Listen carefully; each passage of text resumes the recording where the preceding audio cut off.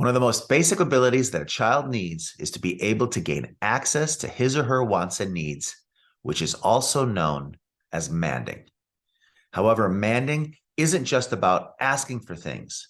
It's a crucial foundation for learning more complex communication and language skills. Manding is an important component in any ABA program that gives a child the tools they need to effectively communicate their desires. So stick around and join me in discovering the procedure involved in teaching kids how to ask for the things they want. It's time to teach children to talk on the Just 7 Steps podcast.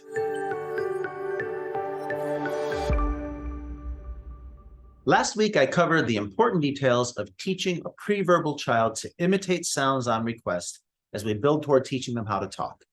This week, we will cover the motivational aspects of learning language and the procedure involved in teaching children how to ask for things they want in increasingly complex ways.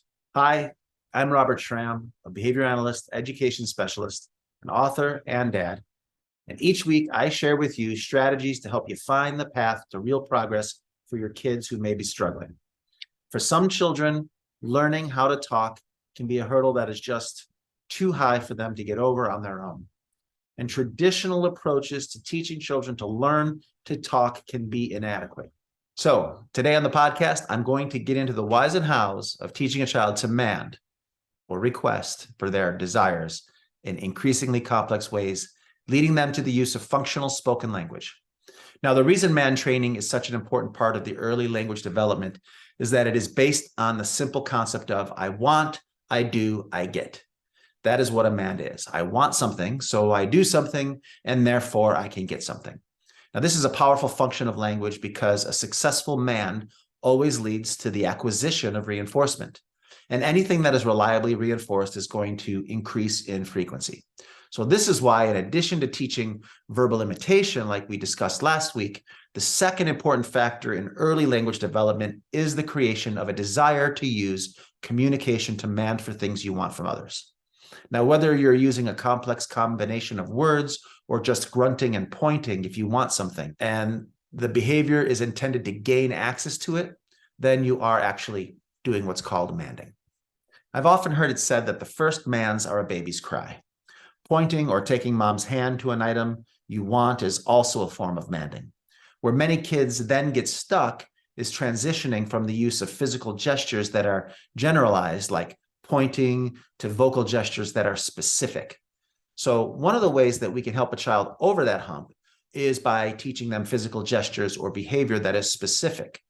And then once the child has felt the power and usefulness of specific mands over the use of general ones, we can then use that desire to push them towards using the newly formed verbal imitation that we're teaching them to start the mand with specific sounds instead. When a child cannot imitate sounds, or for whatever reason will not do so on request, teaching a child to mand with spoken language is not a reasonable target.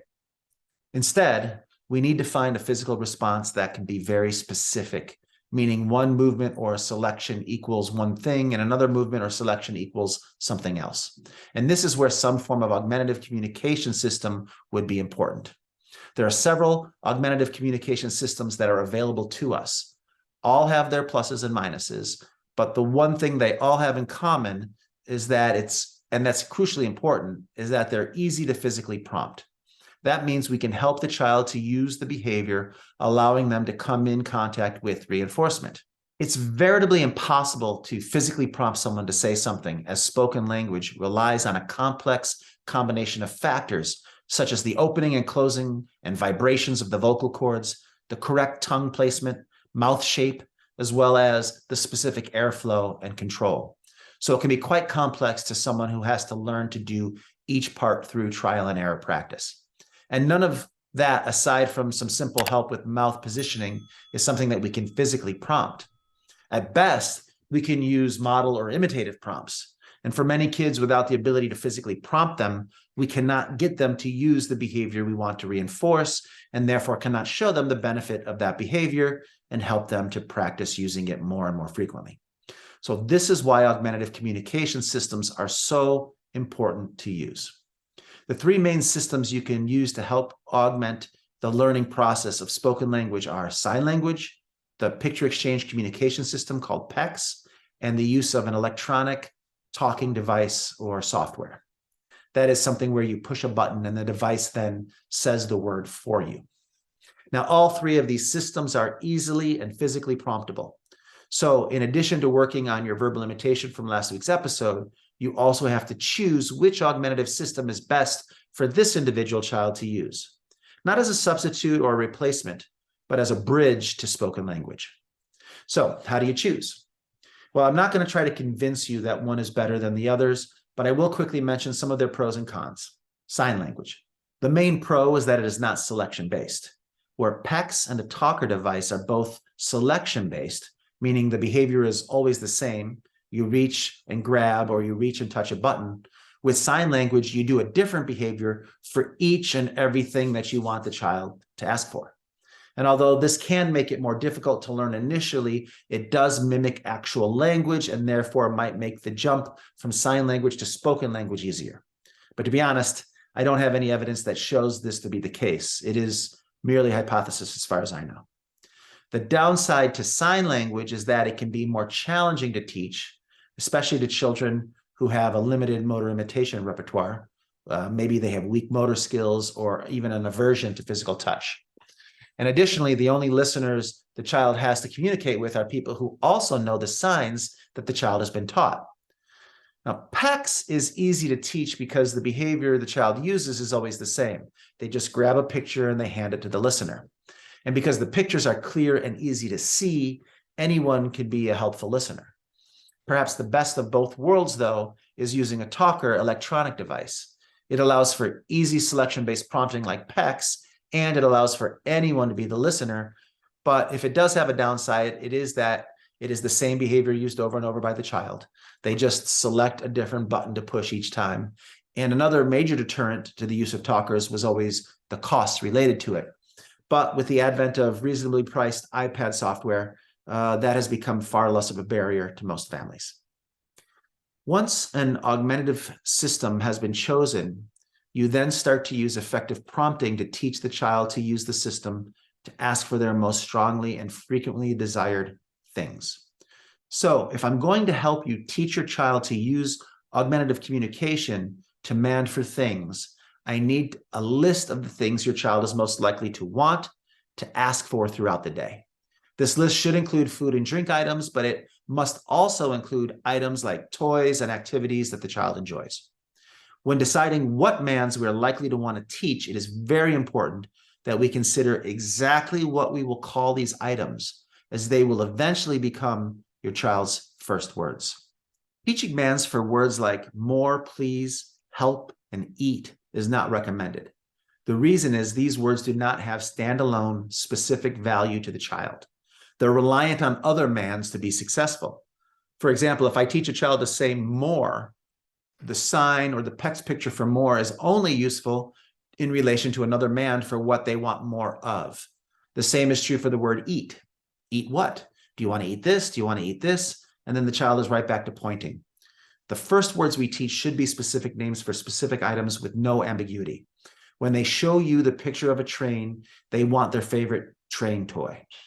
If they make the sign that you taught them for Oreo cookies, then they want an Oreo. And if at all possible, you should find words that are simple for the child to eventually learn to say. In other words, avoid calling something a radio-controlled vehicle. Just call it a car or a race car if there are other types of car that the child likes as well. This way, then, when we are ready to transfer from the augmentative communication system to spoken language, we have targets that the child will likely be able to produce more easily and that we can target with our verbal imitation practice as well. The secret to teaching Manding in any form is that a Mand is only a Mand if the child wants the item at the moment that the child is asking for it. If a child says water but doesn't actually want the water at the time that they say it, it's not actually a Mand. It would only be a label. So knowing this, I cannot teach a child the basics of Manding if they are not in that moment in time desiring the item that I'm trying to teach them. So step one in teaching any form of Mand is to capture or create a motivation for something that you want to teach. Once the child has shown they want the item or activity by reaching for it, pointing to it or even looking at it, it is then time to teach the new behavior you want them to learn. If we're using sign language, we do this by intercepting their reach, demonstrating the behavior we want them to learn through a model prompt. And then we help them achieve the behavior through a physical prompt. And then we reinforce with some of that item that they were wanting. And we also want to make sure to say the word we will eventually be teaching them 3 times, once for each step along the way. It might look like this for water. Water, water, water.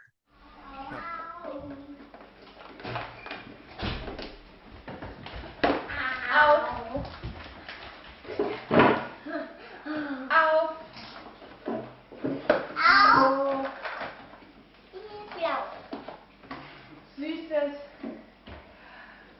Süßes. Yay! Super! Ja. Süßes. Süßes. Süßes. Gut gemacht. Ja, Mama. Süßes. Hat die Kassette Süßes. Ja, süßes. Süßes? Danke. Süßes, ja, gut, Silas. Süßes? Das ist immer besser. Das ist nur problematisch. Da drin hat man zwar gut gemacht, aber an der Scheibe draus sieht man alles. Ja, Süßes. Und ist schlecht. Gut gemacht. Und für dich? Süßes. Dabei gehabt, oder? Ich habe mittlerweile auch eins gekauft. Oh, Silvan! Silvan, mach die zu, bitte. Der sitzt doch aus dem Fuß. Silvan, mach die zu. Weil er die immer so anzieht, dass die Kerze gerade an den Zehenspitzen hängt. Die rutschen auch. An. Welche Buchstaben ist da? Aber ganz klein, oder? That's good. He's not even in the prompt. That's not. Heute voll. Eins passt immer dabei. Brötchen. Ich dachte, das war nicht also, Brötchen. Aber Na. Kinder noch mindestens 2. Nur eins. Was will ich Aua. drauf machen? Zero. Ja, ein Kind ist irgendwie, ich weiß nicht. nee, aber so zum... Findest du Scheiterhauer oder? Okay. So let's now assume that we have successfully begun to teach your child to echo individual sounds, and we have also successfully taught them how to mand for at least 15 to 20 different desires independently and spontaneously with sign language, Pecs, or a talker.